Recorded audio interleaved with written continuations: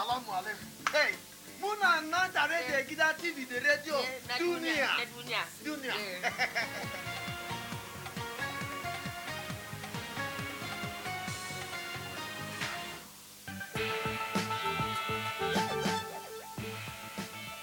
Cette grande édition d'information. Monsieur, dame, bonsoir. Merci d'avoir choisi la télévision Dunia pour vous informer. C'est une circulation fluide et des conducteurs totalement à l'aise au volant de leur voiture. Page inter de cette édition. Voilà Hugo Chavez quand il s'agit de parler en public. Ces déclarations ont fait le tour du monde. Voilà, ici se referme ce journal.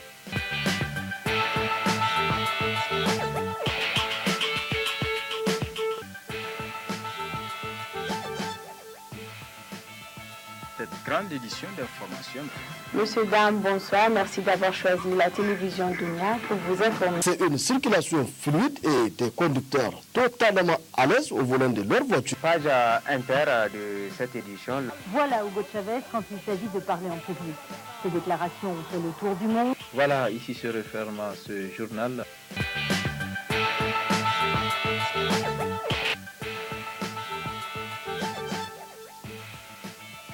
Cette grande édition d'information.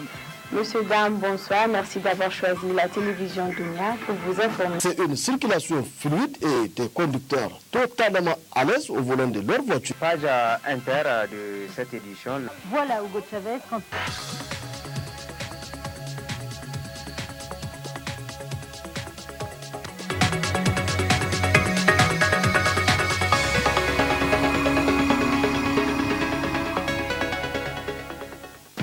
Révolutionner la radiodiffusion télévisuelle en Afrique, c'est le thème de la journée africaine des télécommunications célébrée ce dimanche 7 décembre, une journée au cours de laquelle une conférence débat portant sur les enjeux du passage vers le numérique a été organisée à la Maison de la Presse.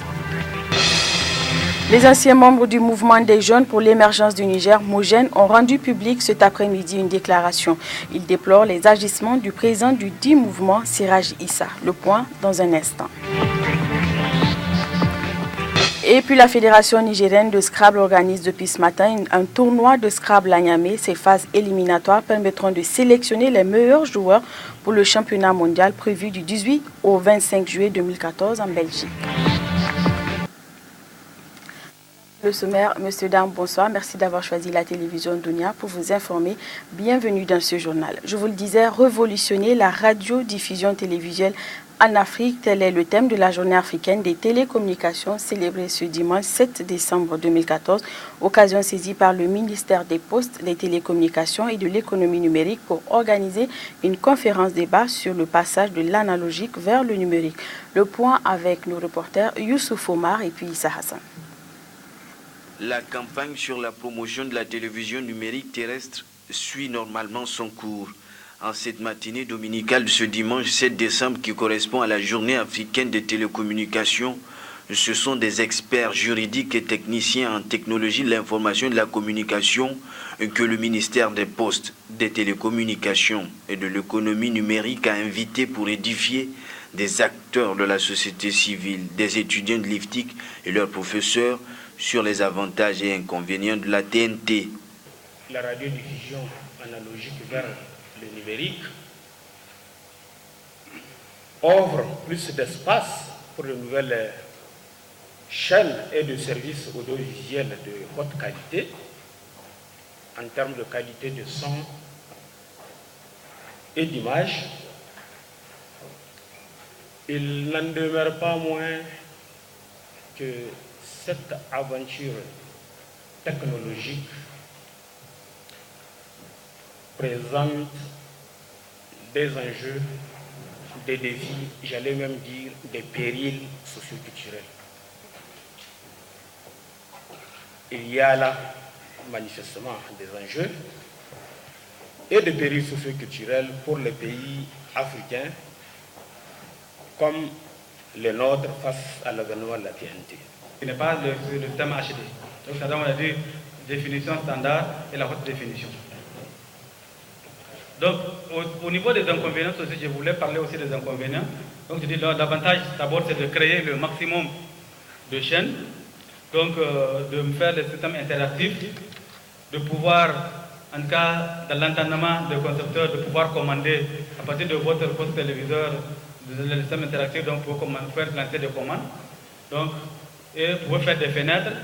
Donc, mais l'inconvénient maintenant du système numérique, c'est que c'est le tout ou rien. Comparativement à la logique. C'est-à-dire que où le signal il est bon, ou s'il est bon, vous l'avez, s'il est mauvais, vous n'avez pas. Selon l'acteur de la société civile, Abbas Abdelaziz, cette sensibilisation doit s'étendre encore et encore.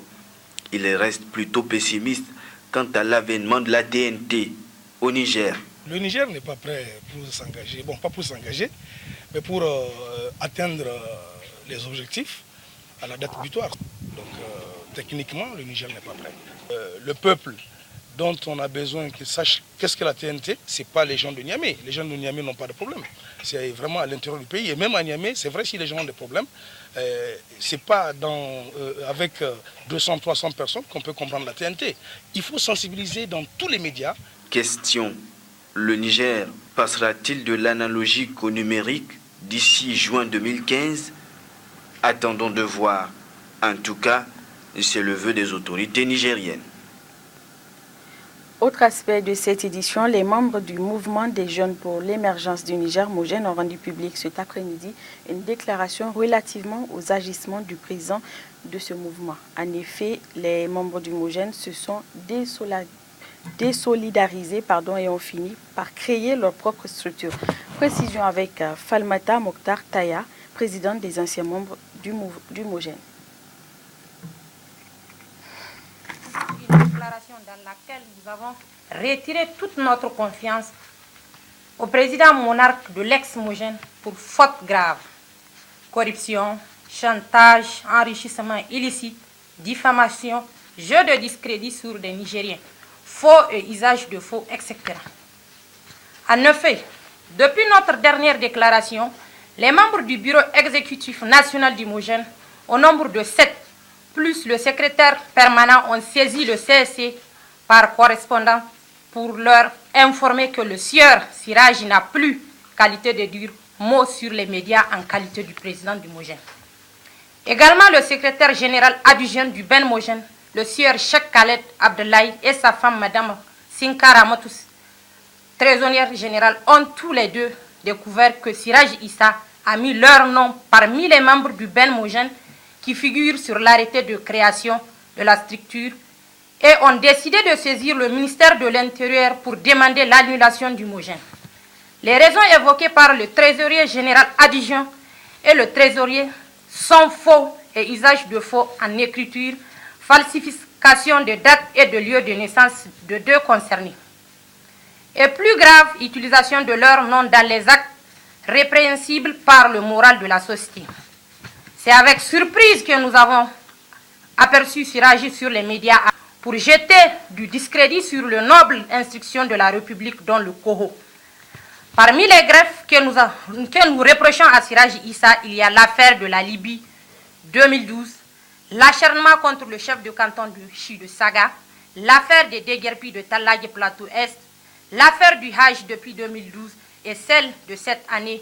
C'est pour toutes ces raisons que nous nous sommes désolidarisés pour créer notre propre structure et se mettre au service de l'éducation civique de notre peuple.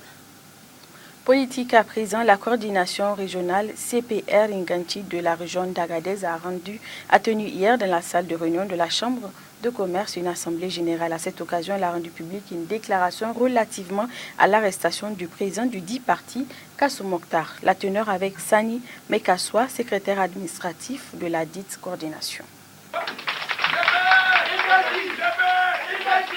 CPR Inganti Agadez, à l'issue de son assemblée générale pour la mise en place du bureau de la convention régionale d'Agadez, tenue le samedi 6 décembre 2014 dans la capitale de l'Aïr, la convention régionale du Congrès pour la République CPR Inganti fait la déclaration suivante, ci-après. Apportons notre soutien moral indéfectible au président national du parti, le camarade Kassou Maman Mokhtar, dans l'épreuve qu'il subit et le rassurant de notre détermination sans faille à résister à toute action de SAP visant à nous démobiliser et à nous démotiver des idéaux de notre jeune parti et dans la mise en place des structures de notre parti. 2. Notre soutien au président de la République, chef de l'État, dans toutes ses œuvres de construction nationale et dans son combat pour le rassemblement de tous les Nigériens et dans la sécurisation du territoire national. Prenons acte de la déclaration de Maradi en date du 15 octobre 2014 de la non-affiliation de notre parti ni à la MRN ni à la DRR. 4. Lançons un appel à tous les militants et sympathisants du CPR Inganti à avoir confiance en la justice nigérienne dans le traitement du dossier du président de notre parti, M. Kassoum Maman Mokhtar. Par ailleurs, la Convention régionale d'Agadez lance un appel vibrant à toutes les militantes et sympathisants du parti pour continuer les prières et le jeûne hebdomadaire afin qu'Allah le juste, le plus fort et le très miséricordieux assiste le président de notre parti dans cette épreuve. Vive le CPR Inganti, vive le Niger prospère. Merci. Pour clore le chapitre politique, les militants du nouveau parti politique ADN Foussa'a de l'arrondissement communal Niamey 4 ont rendu public vendredi dernier une déclaration. Objectif, témoigner leur soutien au président du parti Salah Habi et soutenir les actions du président de la République Issoufou Mamadou, la teneur avec un des militants de ce parti. Considérant le rôle que joue le président Salah Habi de l'ADN Foussa'a dans la scène politique nigérienne depuis plus de 3 décennies, considérant la transparence et la loyauté du président de l'ADN Foussa'a dans la gestion des affaires politiques, considérant le rêve du président pour un Niger nouveau, considérant la décision courageuse comprise le président Salah Habi et les membres fondateurs à créer le parti ADN Foussa'a, considérant la décision prise par le président de l'ADN Foussa'a à soutenir le programme de la Renaissance de son Excellence El Haj Issoufou Mahamadou, président de la République, chef de l'État, et du gouvernement dirigé par son Excellence Brigitte Raffini. Nous, militants et militants de l'ADN Foussa'a de la commune 4, apportons notre soutien aux idéaux du parti et invitons toute la population de la commune 4 à adhérer à l'ADN Foussa'a pour l'unité, la paix et le développement de notre pays. Vive l'ADN Foussa'a, vive le Niger démocratique et uni.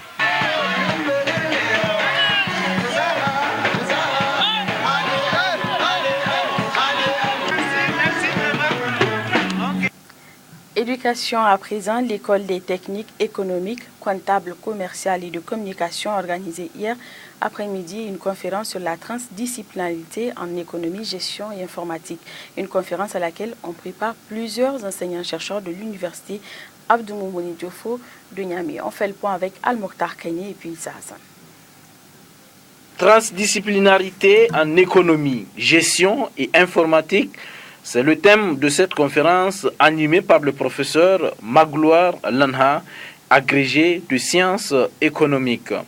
Une conférence qui a pour objectif de renforcer les capacités des étudiants de l'école des techniques économiques, comptables, commerciales et de communication et tech.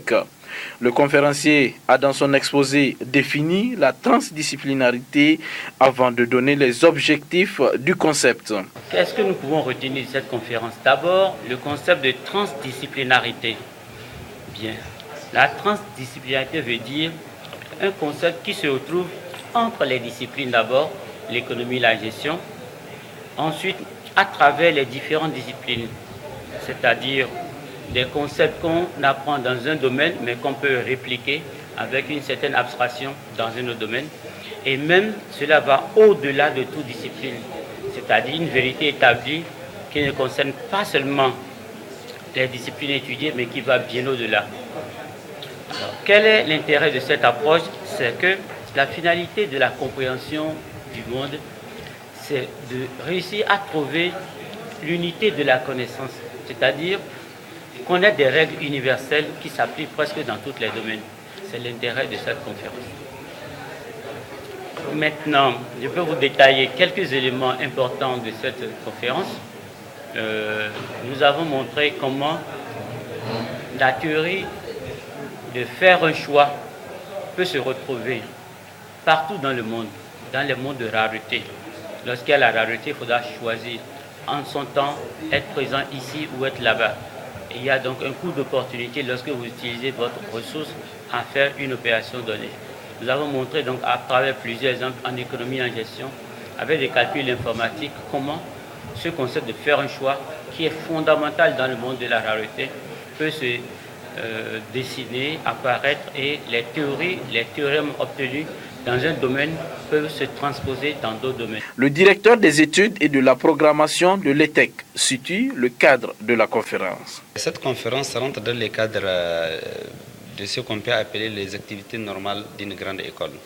Et de coutume à l'ETEC chaque année, que ce soit au plan national ou au plan international, de mobiliser des enseignants de rang magistral, des enseignants de renom sur la scène continentale pour pouvoir animer ce genre de conférences. Et ces conférences rentrent dans le cadre de l'enrichissement des connaissances, mais c'est des conférences qui sont ouvertes au public. Donc ce n'est pas uniquement aux étudiants de l'ETEC, c'est des conférences où on invite les étudiants de l'université, les enseignants de l'université, comme vous l'avez constaté, les responsables des administrations publiques dans nos ministères de tutelle. Donc c'est vraiment un cadre d'échange que nous créons avec l'ensemble de ce qu'on peut appeler les parties prenantes de la formation au niveau de l'ETEC. À noter que dans les contributions et questions de l'assistance, on souligne l'importance de la conférence et surtout l'encouragement et les félicitations adressées par les uns et les autres à l'ETEC pour sa volonté à donner un enseignement de qualité à ses étudiants, et c'est cela la différence entre ETEC et les autres. Actualité dans nos régions, ouverture de la deuxième session ordinaire du Conseil régional d'Agadez. Au cours de ce conseil, il sera question de l'adoption du budget 2015. Précision avec Ibrahim Oumarou et puis Babali Amazaki. Cette deuxième session du Conseil régional qui a démarré ses travaux dans la salle de réunion du Conseil sera une session essentiellement budgétaire, en ce sens qu'elle s'appellera à l'adoption du budget 2015. Outre le point sur l'adoption du budget, les conseillers aborderont en premier sur leur ordre du jour et un point sur l'information générale et en dernier d'autres questions en divers. Dans son discours d'ouverture, le président du Conseil régional, qui a fait un tour d'horizon sur certaines questions d'actualité, notamment l'éternelle question des migrants, l'afflux des orpailleurs dans la région, la cherté de la vie, entre autres, a tracé les grands défis qui attendent les conseillers. Comme vous le constatez, le défi est grand et la tâche est immense, d'où l'impérieuse nécessité d'unir toutes nos énergies pour accomplir honorablement notre mission commune, assignée par la loi et dans l'intérêt général de la nation, de nos laborieuses populations et de la région tout entière. Pour ce faire, nous devons resserrer nos rangs dans une collaboration franche et inclusive, regroupant l'ensemble des acteurs. L'espoir est permis avec le lancement de la transsaharienne Tamaracet Arlit, inaugurée récemment par le président de la République. Avec la reprise de la réhabilitation de la route Tawa-Arlit, avec également la construction de la route Stambulawa, avec enfin le transfert imminent de certaines compétences et de ressources, notamment dans les domaines de l'éducation, la santé, l'hydraulique et l'environnement que le gouverneur vient de nous annoncer. C'est le lieu ici de féliciter le gouvernement par rapport à cela.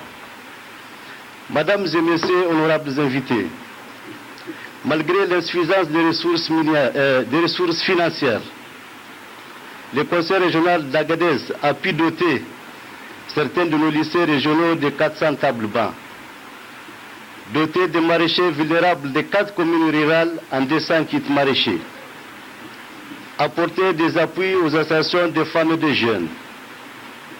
Par ailleurs, nous avons des projets en cours de réalisation dans le domaine de la réhabilitation des cases de passage de collectivités territoriales, doter les 11 autres communes de kits maraîchers et approvisionner les coopératives de l'éleveur en aliments bétail, comme on sait que l'année sera déficitaire. Toutes ces réalisations sont faites sur fonds propres du Conseil régional, communément appelé fonds d'investissement, fonds de péréquation, et durant l'exercice 2014. Les travaux qui vont durer 4 jours permettront aux conseillers de délibérer sur d'importantes actions de développement de la région. Déjà, le président du conseil a annoncé la perspective de la tenue prochaine d'un atelier régional pour l'élaboration d'un plan de développement régional PDR. Lancement au centre des femmes de l'association alternative Espace Citoyen de la commune d'Agadez d'un projet portant sur les violences faites aux femmes. Ce projet financé par le programme Paix à travers le développement, PDF2, vise à promouvoir les droits humains en général. On fait le point avec nos correspondants régionaux, Ramédé Alassane et Babali Amazaï. Cette initiative du centre des femmes de l'association alternative Espace Citoyen, financée par le PASOK 2, vise à contribuer à rétablir la justice sociale et à promouvoir les droits humains en général et les droits des femmes en particulier. Ce projet a procédé à la formation de plus de 60 femmes et filles ayant abouti à la mise en place d'un réseau en genre de plus de 2500 membres, ceci dans 22 quartiers de la commune urbaine d'Agadez. Les violences faites aux femmes sont l'expression des rapports inégalitaires entre les femmes et les hommes. Ce déséquilibre du pouvoir est profondément ancré dans nos sociétés, dans presque tous les aspects de la vie. Les violences faites aux femmes causent les blessures physiques et psychologiques qui minent la capacité des femmes et des filles à mener une vie normale, à accéder à l'éducation dont elles ont besoin, à gagner leur vie, à bâtir leur avenir et à participer à la vie publique. Les violences faites aux femmes contribuent ainsi à augmenter l'inégalité des relations de pouvoir entre les femmes et les hommes, les filles et les garçons. Elles violent le droit des femmes et des filles à vivre en sécurité. Elles empêchent les femmes et les filles de foyer leur propre avenir et de contribuer au développement social élargi. Il faut dire que la présence massive des femmes à cette cérémonie est la preuve palpable des efforts du Centre pour la promotion des droits des femmes. L'objectif de cette activité étant de contribuer à changer les normes et les comportements sociaux qui perpétuent les violences faites aux femmes. À présent, direction Maradi, où l'opérateur économique Al-Haïssani Atia a entrepris une opération d'aide aux personnes vulnérables exerçant de petits métiers et celles en situation de handicap. Une manière pour le généreux donateur de contribuer à l'amélioration des conditions de vie de ces populations. Nous retrouvons Alzo Mosseni Soumela, Abdelkader Iliasso pour le compte-rendu. Les personnes qui exercent les petits métiers, les bouchers, les personnes handicapées du quartier Andaka de Maradi sont concernées par cette opération d'aide de l'opérateur économique de Maradi, Al-Haïssani Atia. Une aide en argent et un appui en vivre couplé à une vente à prix modéré dans la ville de Maradi. Atia continue ses œuvres dans le cadre du programme de la Renaissance. Donc le soutien au programme de la Renaissance de son Excellence Alaïs Mohamed Issou. Cette fois-ci, il vient en appui avec 400 sacs de 1000, soit 40 tonnes. Une partie sera destinée à une distribution gratuite aux personnes handicapées de la ville de Maradi et une partie sera vendue à prix modéré à raison de 8 000 francs le sac de 5 kilos. Donc ça sera fait et ça tout à l'heure, Inch'Allah, on va procéder à ça. Donc nous appelons d'autres opérateurs économiques de la région de Maradi à emboîter le pas à Al-Haïssani Atia pour soutenir le chef de l'État dans son programme de la Renaissance, surtout dans sa portion de 3N, les Nigériens nourrissent les Nigériens. Allah ya sa mun ɗauki alƙawari ranar yau za mu taimaka ma 'yan kasuwa wanda suke sana'a ta hannu da sana'a ta sai in ce kamar 'yan rinshi ta nama da kingin masu sana'a ta hannu ta ɗinki da kingin masu sana'a ta hannu direbobi. To yau ne muka waye gari can karce 'yan ɗaka muka zazzagaya ko ina inda masu wannan sana'a suke muka taimaka musu da wasu kuɗaɗe wanda za su ƙara wa sana'a su ƙarfi, kamar wannan kuɗaɗe tallafi ne ba rance ba wani abu ba, kawai mun taimaka musu saboda su ƙara wa sana'un su ƙarfi. Wannan hatsi duka tan 40 ne, kamar saka 400 ne san kilo. Mun ba da guda 30 ga mutane kyauta, mun ba da guda 370 ga waɗanda za su saye cikin firi mai sauki kamar na jika 8 ɗin. Ce soutien de l'opérateur économique à l'endroit de ses couches sociales prouve son engagement à aider les personnes vulnérables qui sont dans le besoin. Pour clore ce journal, le collège Mariama a servi de cadre ce matin au tournoi de Scrabble organisé par la Fédération nigérienne de Scrabble. L'objectif étant de procéder aux phases éliminatoires du championnat mondial de cette discipline prévu du 18 au 25 juillet 2015 en Belgique. Le compte-rendu est signé Hima Sebou et Sombozamo. Ce tournoi simultané mondial de Blitz organisé par la Fédération nigérienne de Scrabble s'inscrit dans le cadre des phases qualificatives du championnat mondial de la dite discipline qui se tiendra du 18 au 25 juillet 2015 en Belgique. Rachid Adamou, chargé à l'organisation à la FENI Scrabble, définit les règles de ce jeu ainsi que les objectifs visés. Le Blitz est aussi un système de jeu de Scrabble dont le temps diffère de celui du simultané panafricain qu'on a l'habitude de jouer, qui se joue en 3 minutes. Le Blitz particulièrement se joue en 1 minute. À partir de cette partie et d'autres parties qu'on a déjà eu à jouer et d'autres qui seront à l'avenir, c'est à partir de cela que la Fédération internationale sélectionne les joueurs qui vont représenter chaque pays francophone. Cette partie est jouée dans tous les pays francophones à la même période. On fait les mêmes épreuves et chaque fédération envoie les résultats et c'est la Fédération internationale de faire la sélection des joueurs qui vont représenter chaque pays francophone. Le secrétaire à la formation et à l'information de la FENI Scrabble a quant à lui apporté d'amples éclaircissements à la tenue de ce présent tournoi. On a l'habitude de faire ça depuis plusieurs années déjà, ça fait presque une décennie. C'est les championnats qualificatifs au championnat du monde, enfin les phases qualificatives au championnat du monde qui se tiendront en juillet prochain, Inch'Allah, à Louvain-la-Neuve, c'est en Belgique. Donc c'est dans ce cadre-là que la FIS nous envoie des épreuves qu'on joue comme une sorte de championnat. Et à l'issue de ce championnat, les lauréats vont représenter le Niger, Inch'Allah. À l'issue de ce tournoi, les représentants qui auront la lourde tâche de représenter le Niger au simultané mondial de Blitz seront connus par la Fédération internationale de cette discipline sur la base des résultats transmis par la FENI Scrabble. Ce journal vous a été présenté avec l'aide des équipes techniques et rédactionnelles. Merci de votre aimable attention. J'aurai le plaisir de vous retrouver demain à 20 h pour d'autres informations. Je vous souhaite un très bon début de semaine. Au revoir.